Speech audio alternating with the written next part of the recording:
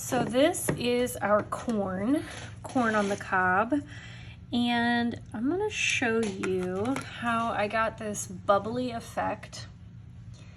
The first thing that I did was I squirted a little bit of icing on the entire cookie.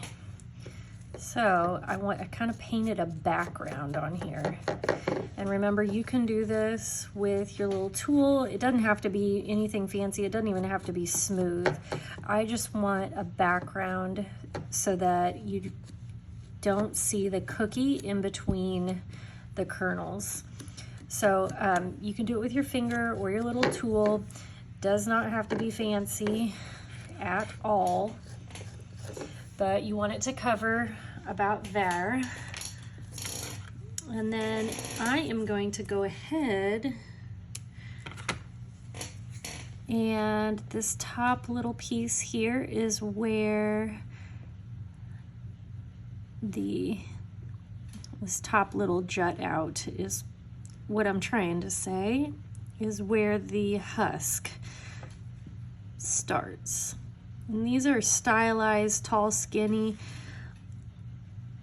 cookie cutters that came in a set, and I've never done a set like this before, a pre-designed set, so I thought I'd try it this time.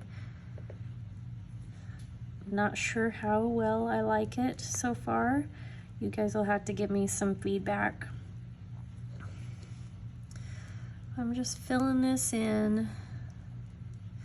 Should probably cut a larger hole in my bag.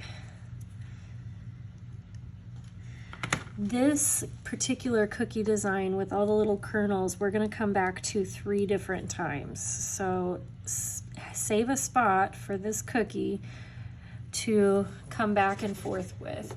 So what we've got right now is that really thin painted on layer, and then we've got our husk that we've started. So that is step 1.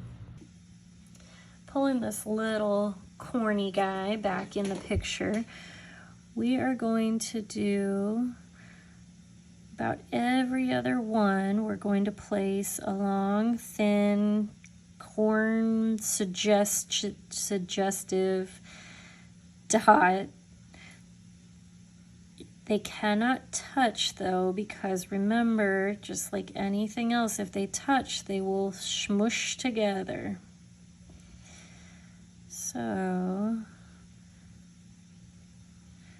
this is how I'm doing it. Now, corn is typically in rows. Corn on the cob is typically in rows. This may not end up being quite so perfect with the rows, but it is a stylized representation. So this is step 2 of your corn. Okay, we're ready for our second level of corn. And in this one, remember I told you that these are not going to be exact pieces of corn as far as looking exactly like corn. We're kind of just suggesting the kernel idea. This one was genetically modified to be a cookie, I guess.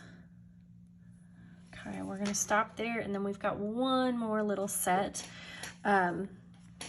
We will finish off the husk with the final application of the corns, fill in those little holes. Finishing up our corn, I'm gonna fill in the little holes. So the reason that we went ahead and did the painting on at the very beginning, we could totally fill most of these holes, but you will find that if you don't do that painting on first, you're going to see white spots underneath, no matter how full you think you and completely you think you've got that. So here is the husk, and you can stop and leave it right there, which is what I probably should do. However, they are striated, and I kind of like the idea of finishing it off with the lines. Kind of like what you would see. Oh no. I got a tail, guys. Happens to the best of us. Darn it. I don't think there's any saving that, so I'm just gonna roll my eyes and be okay with it. Okay, so I just added the lines here, completely up to you whether or not you want to do that, but we've got a whole bunch of cornies here. And that finishes our corn.